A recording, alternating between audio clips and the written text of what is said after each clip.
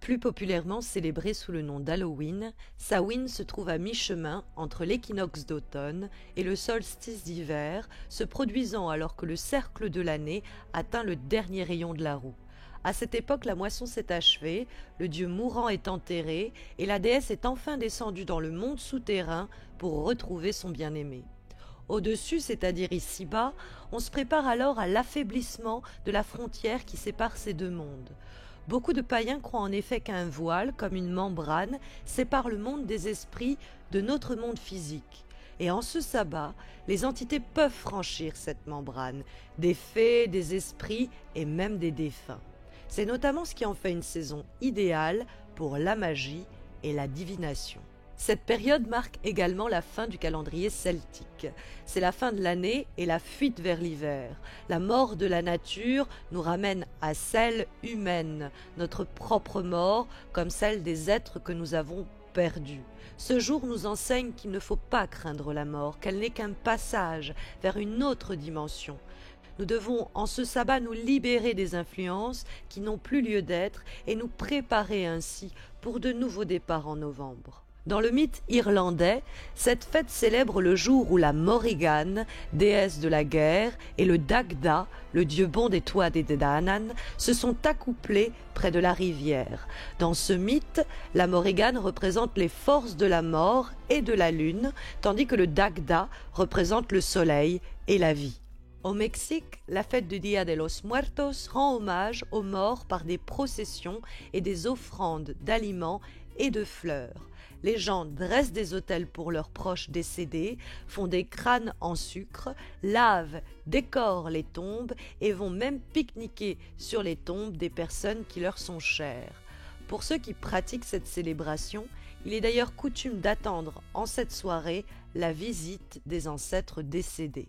La tradition des citrouilles sculptées que l'on trouve dans les pays anglo-saxons et dans lesquels on place une chandelle, Jack aux lanternes, nous vient d'une ancienne légende sur un forgeron nommé Old Jack, un ivrogne si mauvais qu'il se retrouva à sa mort à la fois chassé du ciel et de l'enfer.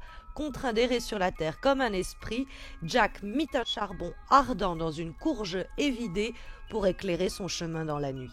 Ce précurseur de la citrouille symbolisait une âme condamnée à errer comme damnée sur terre. Toutes ces célébrations commémorent ainsi les morts et partagent également à des degrés divers l'idée qu'en cette période de l'année, le voile entre les mondes s'affine. Nous nous rappelons nos ancêtres et communiquons avec eux, car en cette période de l'année, le monde des esprits et celui dans lequel nous vivons se chevauchent. Cette fête est ainsi consacrée à la rencontre entre les habitants de notre monde et ceux de l'autre monde, qui peuvent chercher à entrer en contact avec nous. Les esprits peuvent en effet revenir avec, par exemple, un message pour leurs proches. Mais ces entités peuvent avoir des objectifs plus sombres. On pensera aux ghouls, aux fantômes et aux démons d'Halloween. C'est d'ailleurs la raison pour laquelle beaucoup des rituels de Samhain impliquent protection et bannissement. Il est question de congédier les mauvais esprits. On dit que les vivants, eux aussi, peuvent circuler et pénétrer ce monde en portant des déguisements ou au moins un masque, afin que leur forme humaine reste invisible aux entités rencontrées. C'est de là que vient sans doute la coutume des déguisements. Samhain est ainsi un moment de reconnexion avec les défunts. C'est aussi le moment de nourrir les morts en déposant pour eux des offrandes sous la forme d'aliments et d'honorer nos guides, nos ancêtres, nos déités et tous les êtres chers qui nous ont quittés. C'est aussi un temps d'acceptation de la mort, aussi bien physique que mystique, c'est-à-dire celle personnelle comme celle spirituelle, qui doit déboucher sur une renaissance future. Nous allons à présent dresser ensemble notre autel, et en l'honneur de Samhain, j'ai choisi une nappe grise argentée. Le gris sera synonyme de silence et du décroisement des voiles, tandis que l'argenté évoquera la déesse et la lune, mais également le travail avec les ombres. À propos des ombres, pour permettre la protection de cet autel, n'hésitez pas à déposer un petit bol d'eau chaude et ajoutez-y une pincée de sel noir. Cela servira d'intention de protection. Le sel noir tiendra à distance de votre autel les esprits malins. Le noir est d'ailleurs également bienvenu pour votre hôtel. Il évoquera le deuil et la moitié sombre de l'année qui s'annonce. Mais, à contrario, l'orange et le jaune peuvent également être une option si vous souhaitez plutôt célébrer la lumière qui s'en va. Le brun, enfin, peut aussi convenir, reflétant la terre et les racines, c'est-à-dire les ancêtres. Pour vos bougies, vous pouvez en utiliser des blanches qui seront dédiées aux âmes, mais veillez aussi à utiliser des bougies noires pour chasser les mauvais esprits. Pour les métaux, favorisez le fer et l'argent pour leur protection. Les bougies orange sont aussi de saison, synonyme de transition et chaleur intérieure. Celle-ci, qui a été réalisée spécialement pour ce sabbat et se trouve décorée d'une tourmaline, est composée de romarin, d'anis étoilé, d'érable, de pommes et de cannelle. Dans l'esprit de Samhain, adoptez des fragrances similaires pour vos bougies parfumées. Vous pouvez également déposer sur votre autel des symboles forts. Cela peut être une citrouille, jack-o'-lanterne pour les anciennes traditions, mais plus simplement, vous pouvez utiliser des éléments qui évoqueront la mort, comme ce joli petit cercueil ici, ou encore plus simplement une tête de mort. Vous pouvez également ajouter des squelettes, comme ici la Catrina, personnage populaire mexicain. Ce squelette souriant d'une femme vêtue de vêtements riches représente l'attitude des Mexicains face à la mort. Les sourires, les poses amusantes et les couleurs des vêtements parlent de l'acceptation de cette transition vers un endroit meilleur et de la joie de recevoir les âmes des êtres chers qui reviennent pour quelques jours. Comme cette soirée est la plus surnaturelle du calendrier et la plus propice à la magie, vous pouvez installer des éléments qui évoquent la pratique magique. Je vous invite d'ailleurs à disposer 2 outils particulièrement puissants et symboliques en ce sabbat, à savoir le chaudron, qui nous parle de descendre dans le monde souterrain et d'en sortir changé, transformé. Le balai, qui aidera à vous débarrasser des vieilles énergies et à inviter de nouvelles à entrer. Ces 2 outils magiques, nous les utiliserons dans le cadre des rituels que je vous ai concoctés pour ce sabbat. Quant aux déités que vous pouvez honorer en cette saison, elles sont nombreuses. Il y a d'abord Elle ou Ella, déesse de l'outre-monde de la mythologie nordique. Elle oscille entre les mondes des morts et celui des vivants et amenuise le voile qui les sépare. Il y a également, évidemment, Hadès, le dieu des enfers, ou encore le Dagda, à qui s'unit lors de ce sabbat la déesse irlandaise de la prophétie, à savoir la Morrigan. La Morrigan, reine sorcière de la mort, qui est une des 3 divinités que je célébrerai dans le cadre de ce sabbat. Mon autel sera également dressé en hommage à Hécate, déesse sorcière grecque et reine des spectres. Je célèbre enfin Kéridwen, déesse gauloise du chaudron, dans lequel elle élabore les potions magiques de sagesse et d'inspiration divine. Elle régit les dons de prophétie ainsi que le pouvoir de mort et renaissance. Je place enfin sur mon autel une statuette de l'esprit de la mort, à savoir Santa Muerte, qui est toujours représentée comme un squelette doté d'une cape à capuche, souvent noire, symbole d'invisibilité omniprésente de la mort. À la manière des saints, la Santa Muerte arbore une auréole au disque toutefois plein qui souligne son caractère divin. La chouette qui lui est associée s'épanouit dans l'obscurité et quant à elle présage de la mort qui vient. Et je dépose au pied de Nuestra Señora de la Santa Muerte, qui répond aussi au nom de la Señora Negra, des fleurs de souci, symbole fort du Dia de los Muertos. Vous pouvez également placer sur votre autel des animaux totems propres à la saison, et ils sont nombreux. Les araignées, associées à la déesse Athéna et veillant à bannir le mal d'une demeure, les chats noirs, associés aux sorcières, ou encore le corbeau, que je choisis pour ma part, car cet oiseau est celui de la Morrigan, qui apparaît parfois comme un corbeau et que mon autel honore. Cet animal représente en outre les âmes des morts et apporte aux vivants des messages d'au-delà du voile. Pour les aliments, vous pouvez déposer en offrande une citrouille, un potimarron, une courge, des pommes et des poires, des noix ou comme moi les premiers marrons de mon jardin que j'ai trouvés il y a quelques jours et que j'ai décidé de garder pour mon hôtel. Également un pain des souvenirs au romarin réalisé avec la recette et les ingrédients et selon le rituel de Chaudron et compagnie.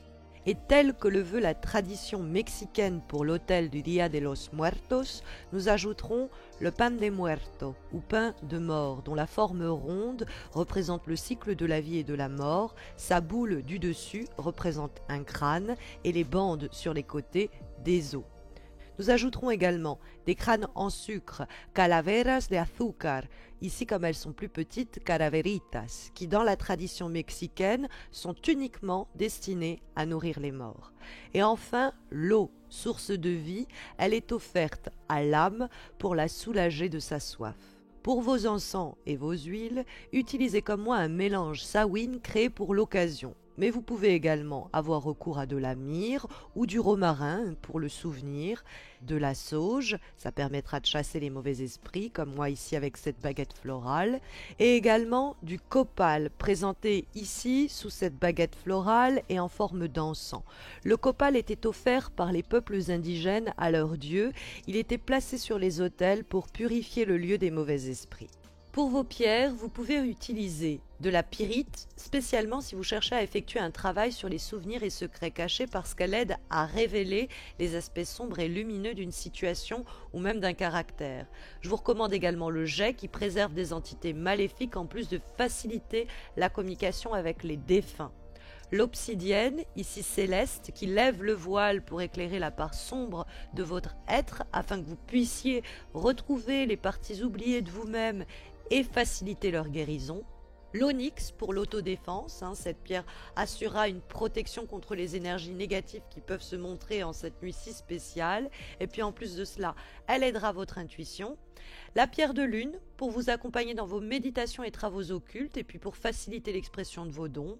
Et enfin le bois fossilisé qui représente l'archétype de l'arbre généalogique et vous aide d'une part à vous connecter à vos ancêtres mais également d'autre part à repérer et couper l'emprise émotionnelle des mémoires transgénérationnelles. Ces pierres sont ici disposées sur des baguettes de sélénite propices à la recharge des pierres et qui apportent à mon hôtel douceur, apaisement et calme. À présent que votre hôtel est prêt, je vous propose de passer à la partie prière, invocation, rituel, divination et do it yourself de cette vidéo. Et je vous propose dans un premier temps de réaliser un parshel, une croix de bannissement, en invoquant la Morrigan, déesse de la guerre, de la prophétie et de la mort. Nous la prierons de bénir cet autel ainsi que le parshel ou croix de Samhain, car c'est elle qui accompagna les Tuatha Dé Danann à combattre leurs ennemis à l'aide de la magie et de la force physique. La Morrigan est qui plus est supposée rôder le soir de Samhain, à la fois dans le monde physique et celui spirituel, permettant ainsi le contact entre le royaume des vivants et celui des morts. Cette croix de Samhain en forme de X va permettre d'éloigner les mauvais esprits de votre porte à Halloween et empêcher à la magie extérieure d'agir chez vous. Pour réaliser ce parshel, il vous faut 2 bouts de bois de n'importe quelle essence et de la ficelle. Croisez les 2 bouts de bois de sorte à former un X. Enroulez la ficelle autour des 2 bâtons de façon à les maintenir ensemble, puis liez le tout en faisant un nœud à l'arrière pour l'accrocher si vous le souhaitez. Vous pouvez le peindre en noir pour en amplifier la puissance de bannissement et vous pouvez également le décorer à l'aide de rubans aux couleurs de Samhain. Une fois que votre parshel est créé, déposez-le sur votre autel, puis emparez-vous de votre balai et balayez votre autel autour de votre parshel en récitant la prière suivante. Avec ce parshel, je vous balaie, je vous renvoie, esprit gêneur, je vous l'ordonne, d'ici, fuyez et jamais, jamais ne revenez. Vous pouvez à présent vous tourner vers la Morrigan pour lui demander sa protection afin qu'elle puisse amplifier l'action de votre croix de bannissement. Pour cette demande, il vous faut des offrandes. Cela peut être un pot pourri de fleurs séchées, des cristaux, un signe du corbeau ou encore une bougie, comme c'est le cas de ce kit de dévotion réalisé sur mesure en l'honneur de la déesse. Vous pouvez également brûler un encens en son honneur, comme je le fais avec cette poudre d'invocation de la Morrigan. Quand vous vous sentez connecté à elle, sonnez votre cloche, puis allumez votre bougie et récitez votre poème d'invocation. Reine de la bataille qui offre la vie et la mort, bouclier solide et pointe de lance acérée, Morrigan, reine de la guerre, je t'appelle. Accepte ces modestes offrandes, puissante Morrigan, femme métamorphe. Je prie pour ta faveur, puisses-tu bénir cette croix de Samhain et lui accorder ta puissance et ta force, puisses-tu m'accorder ta protection. Ô Morrigan, entends ma prière. Quand vous sentez votre rituel accompli, éteignez votre bougie, puis sonnez votre cloche. Vous pouvez laisser ce pare-shell sur votre autel, associé au sel noir, il le protégera. Nous allons à présent adresser une prière à Hécate, mère des sorcières, reine des morts, des fantômes et des ombres, pour demander à la Dame des Os d'amplifier la puissance du talisman que nous allons créer. Hécate apparaît en effet sur un grand nombre d'amulettes et de charmes du monde antique. Alors comme à l'époque, nous allons ainsi demander à Hécate son aide pour amplifier et activer un sceau magique et puissant, un sigil. Peut-être avez-vous déjà entendu parler du sigil, peut-être pas. Le sigil est une des disciplines magiques les plus puissantes et économiques qui soient. Il a été développé par le peintre et sorcier anglais Austin Osman Spare, ne demande pas de rituel complexe, ne requiert quasiment pas d'outils et sa simplicité de réalisation permet de l'apprendre facilement et rapidement. Les sigils sont des sceaux réalisés personnellement pour une intention précise. Vous devez tout d'abord donc formuler votre intention, formuler votre désir à l'aide d'une phrase. Je prends pour exemple cette déclaration d'intention. C'est mon désir de me révéler et de m'accomplir. Comme moi, écrivez sur un papier votre phrase en majuscule. Puis, supprimez toutes les lettres qui apparaissent plus d'une fois. Dans mon exemple, il me reste alors c'est mon dire, VL et AP. C'est mon dire, VLAP. Et c'est à partir de ces lettres que vous allez créer votre sigil. Il existe évidemment un nombre infini de représentations. Mais ici, par exemple, mon VL de VLAP devient un triangle. Et donc mon AP de VLAP, toujours, devient ce A avec une bulle. Leur union, VLAP, devient ainsi la rencontre de ces deux triangles. J'ai intégré ce motif à celui plus grand qui constitue c'est mon dire, c'est-à-dire c'est mon désir. Il faut simplement que vous retrouviez dans votre sceau vos lettres, comme moi ici, où sur ce sceau, toutes les lettres apparaissent sans être lisibles en tant que telles. À la fin, le sigil doit être aussi simple que possible, donc n'hésitez pas à l'épurer comme je l'ai fait ici. Donc une fois que votre sceau a été créé, vous le recopiez soit sur du papier, ou alors comme moi, vous en faites un talisman ou une amulette. Dans ce cas, vous utilisez des matériaux plus durables, comme un galet. Donc voilà mon sigil sur mon galet. Maintenant que votre sigil a été réalisé, ce qu'il va vous rester à faire, c'est à l'activer. Et pour cela, c'est vers Hécate que nous allons nous tourner. Donc pour faire entendre notre prière, nous allons d'abord déposer à ses pieds des offrandes. Alors vous pouvez déposer des pierres, alors avec Hécate du grenat, de l'œil de tigre ou encore de la pierre de lune. Et puis une bougie, alors là j'ai le plaisir d'en avoir une qui a été réalisée en l'honneur d'Hécate avec des fragrances d'oliban, de santal, de cœur ambré et puis en plus qui est décorée d'un cristal de quartz brut. Mais donc sinon privilégiez une bougie grise ou encore argentée. Et alors comme avec la Morrigan, n'hésitez pas à brûler de l'encens en offrande. Moi j'utilise pour ma part un mélange qui a été concocté spécialement en l'honneur de la triple déesse. Et après avoir allumé votre encens, donc vous faites sonner votre cloche ou alors vous tapez dans vos mains, vous allumez votre bougie, puis vous déposez votre sigil devant Hécate en récitant cette prière. Loué sois-tu, reine de toute sorcellerie, accepte mes offrandes, Hécate inéluctable, toi qui révèles les secrets de l'au-delà, toi qui me permets de trouver la vérité de ma destinée. Devant toi et en cette glorieuse nuit de magie, je m'incline, ma reine. Hécate, reine des ombres, toi qui éclaires mon chemin dans la forêt sacrée des mondes cachés, par ce sigil, révèle-moi, éveille-moi à tes profondeurs, et puisses-tu continuer d'éveiller les possibilités créatrices de mon esprit.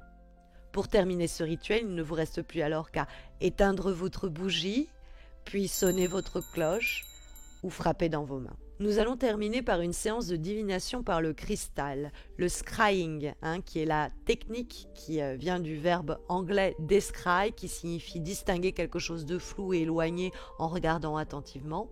Et donc on va se livrer à cette forme de divination à l'aide de cristal comme moi avec cette boule, mais ça peut être un bol ou au moyen de toute surface transparente ou réfléchissante, que ce soit un miroir, une sphère, un plan d'eau ou un bol rempli d'eau. Et pour ce faire, c'est vers Keridwen et son chaudron que je me tourne pour ma part afin qu'elle inspire ma séance de divination. Pour faciliter notre connexion, je vais avoir recours à mon chaudron et à son usage dit transformateur du fait qu'il est agent de changement.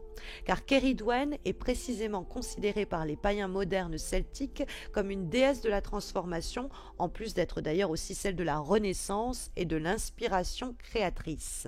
Pour démarrer, vous pouvez demander à votre divinité, ici Keridwen, de bénir votre chaudron.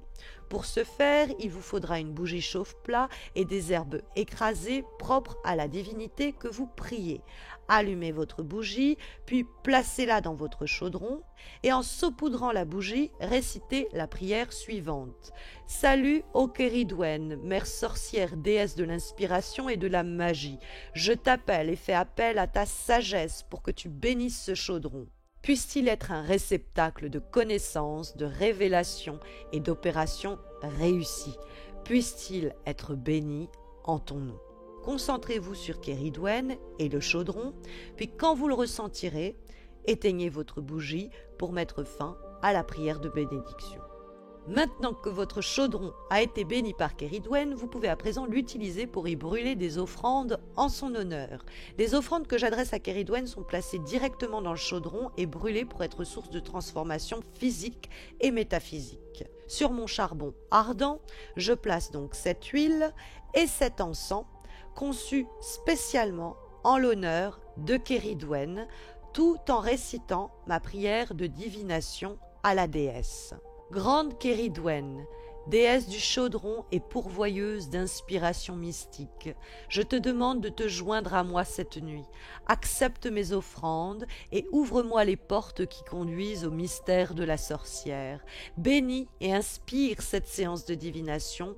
Montre-moi le chemin pour que les réponses me viennent, libres et véridiques, par ta volonté magique, qu'il en soit ainsi.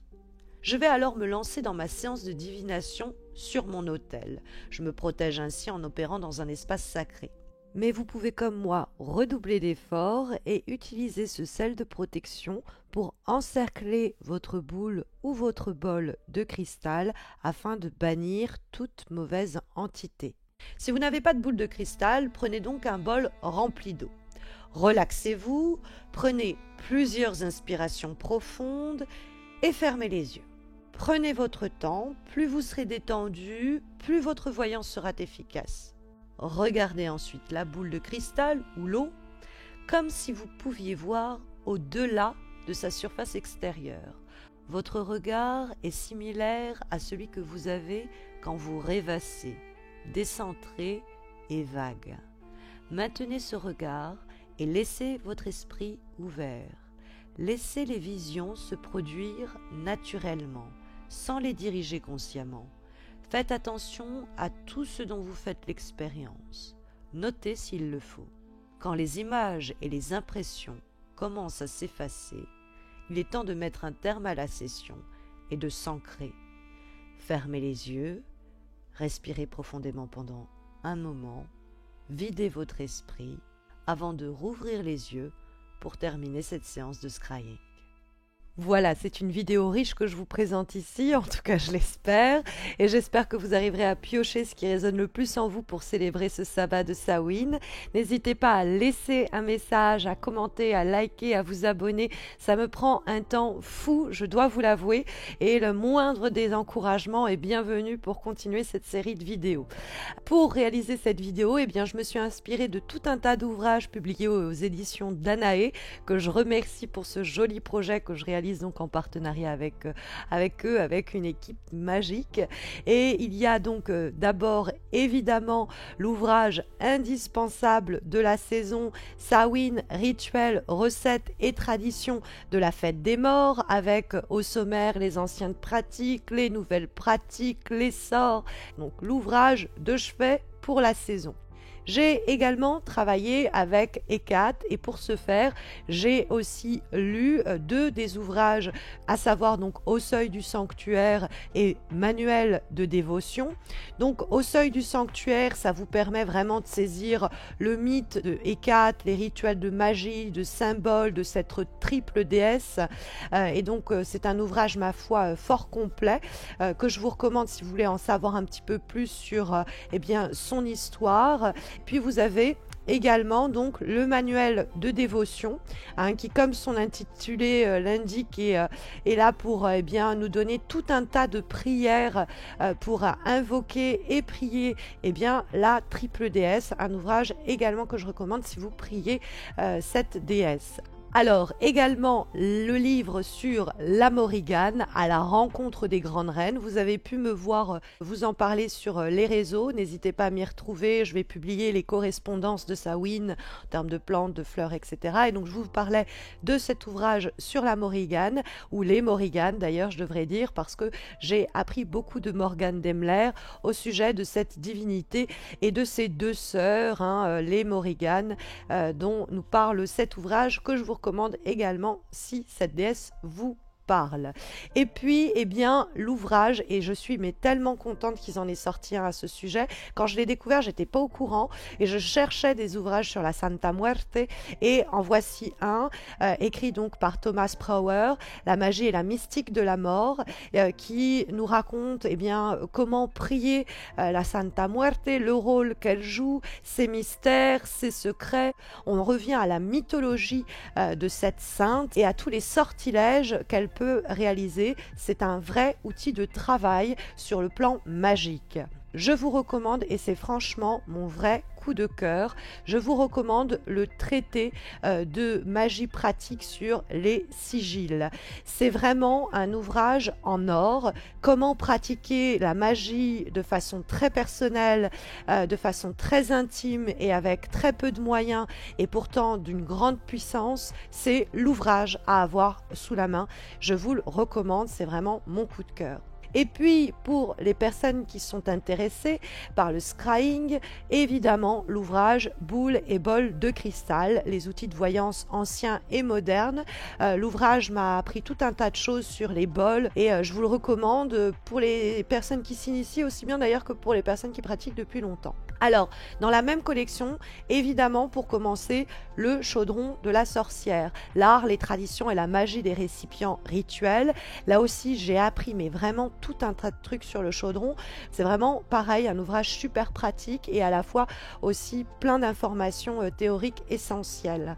Et puis toujours dans la même effectivement série, nous avons l'Hôtel de la sorcière. Alors, je vous le recommande aujourd'hui, mais cet ouvrage, j'aurais pu terminer toutes mes vidéos en vous le recommandant, évidemment, puisque c'est l'ouvrage si vous cherchez à faire votre hôtel maison, pas uniquement d'ailleurs pour les sabbats, mais c'est les hôtels de dévotion en action, où ça, quand ça, pour qui, comment, c'est vraiment super. Et donc là aussi, donc procurez-le vous si vous avez des rites et des rituels en place avec des hôtels. Et puis là également un ouvrage, et pas n'importe lequel, le dictionnaire de lithothérapie holistique. Ce livre, toutes les pierres dont je vous ai parlé, eh bien, j'ai été lire ce que Aurélia Mariani me conseillait et ce qu'elle disait des pierres que je vous recommandais pour ce sabbat. Mais bon, il a mille et une utilités que cet ouvrage, que ce dictionnaire, que là aussi, une petite Bible à avoir à la maison. J'ai également travaillé dans le cadre de cette vidéo avec, comme d'habitude, des artisans et des artistes incroyables que je remercie et dont vous retrouverez les liens des sites en descriptif de cette vidéo, mais ils sont tous présents sur Etsy. Et donc dans leur ordre d'apparition, vous retrouverez comme d'habitude le joli travail de l'Exir Witchery et sa roue de l'année dont je ne peux pas me passer. Mon bracelet ainsi que l'encens d'Hécate et le sel de protection sont des créations de Dark Amnesia. Le sel noir, le crâne de mort blanc en cire ainsi que la poudre d'invocation de la Morrigan proviennent de Soul Touching Art. La bougie orange Samhain et le kit de dévotion à la Morrigan, à savoir la bougie et le pot pourri, sont les créations de Ravin Hallow. Les bougies artisanales d'Halloween, à savoir Jack-o'-lanterne, le cercueil, le petit chaudron et même ce grand corbeau, ont été créés par Léonie et Albertine. La Catrina et les Calaveras ont été fabriquées par Corazon de Melon, que vous trouverez sur Etsy. Le très beau chaudron en fonte orné du symbole de la triple déesse est celui de Midnight Imperium. Le très joli balai d'Halloween, mais il en existe d'autres motifs, est l'œuvre de Mercian Forest. Les statuettes de la Morrigan et de Ceridwen ont été taillées dans le bois par Northree. La statue des 4, quant à elle, est celle de Secret Wood Story. Quant à celle de la Santa Muerte, c'est l'œuvre de Portland Mary. La rondelle de tronc en bois imprimée d'un pentacle ainsi que les 2 baguettes de sélénite proviennent de Laser Scribe Designs. Le rituel, la recette et les ingrédients pour mon pain des souvenirs au romarin m'ont été envoyés par Chaudron et compagnie, dont vous retrouverez une recette pour la vidéo de Yule. L'encens de Samhain ainsi que les 2 pierres de lune et la tour œil de tigre sont l'œuvre de Mailléméon. Les 2 baguettes florales artisanales, celles de sauge et de copal, sont le travail de Plume de Gaïa. Les pierres telles que le grenat, la pyrite, le gel, l'obsidienne céleste et l'onyx m'ont été envoyées par Hello Nature FR. Ma magnifique bougie à hécate a été réalisée par The Witch Hut France, dont j'adore le travail. Ma boule de cristal et son support ainsi que l'encens et l'huile destinée à Ceridwen proviennent de l'IA Incense. Le bougeoir en bois chaudron est le travail de Ravenfolk. Voilà, je vous remercie d'avoir suivi avec moi cette vidéo en espérant qu'elle saura vous accompagner dans vos rituels, vos prières et vos invocations de la fête des morts. N'hésitez pas à laisser un message, un commentaire, à vous abonner, à liker, à partager. Le moindre des retours est bienvenu. Prenez bien soin de vous, prenez bien soin les uns des autres et un très beau sabbat de Samhain à tous et à toutes.